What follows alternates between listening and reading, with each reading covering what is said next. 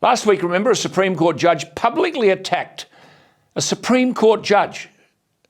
federal National Party MP, Pat Conaghan, who had made an excellent, personal and reasoned speech to the federal parliament on opposing The Voice.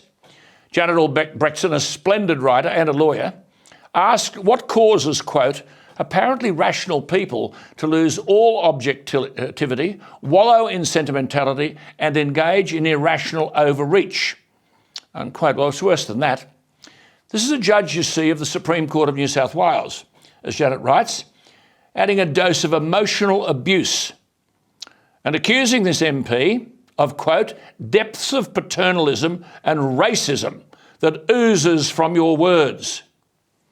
And as Janet Albrechtsen writes, this is not what one expects from a dispassionate and careful legal observer. But may you and I ask, when you appear in court before such a man as Judge Harrison, what hidden biases do you encounter, given the attack that is launched on this federal MP, with the judge talking about depths of paternalism and racism oozing from your words, simply because you dared to make an argument for the no case?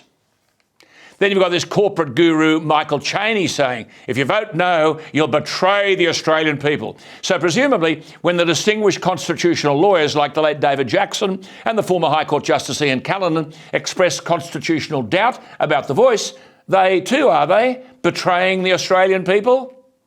I think Michael Chaney would be best served by getting back into his rocking chair. And remember all the headlines sponsored again by the ABC that senior coaches at the Hawthorn AFL club were accused of racism? The impact on people like Alastair Clarkson, Chris Fagan and Jason Burt has been emotionally and psychologically damaging. Well, the AFL conducted an independent investigation. It wound up yesterday with no adverse findings against the code, the coaches or the club staff. But our ABC again published the allegations. Stuff was leaked to the press. And Chris Fagan, one of the coaches named, rightly said that, quote, these are fine men and they've been publicly shamed by false allegations. But the ABC, again, goes on its merry way. I spoke to Peter Dutton yesterday about the cost of living as it applies to young Australians indoctrinated with racism, gender dysphoria and so-called climate change. Now, this gender identity issue is massive. The number of children claiming to experience gender dysphoria in Australia is rising, such that the top Victorian family law barrister, Bell Lane, has warned authorities that they risk contributing to, quote, the worst medical scandal in 100 years, unquote. We're talking about children utterly confused and seeking help, families traumatised because they haven't been consulted, teenagers around the country being treated with puberty blockers and cross-sex hormones at gender clinics in children's hospitals as they medically transition gender. And when it happens, no turning back. In one instance in Victoria, school authorities had encouraged a young girl to use a boy's name in the classroom and transition without having any contact with parents about what was going on.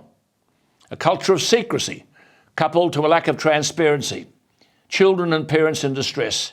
This is why I raised this with Peter Dutton last night. This is the real cost of living to young people today. And Peter Dutton, I hope, will address this issue. I mean, someone has to. By the way, don't believe the political tide won't turn. We've seen it turn in Italy. Now in Spain, where the ruling Socialist Party Prime Minister tries to save his political career by calling a snap general election, you see, his party was flogged by the Conservatives in local elections at the weekend. People do wake up.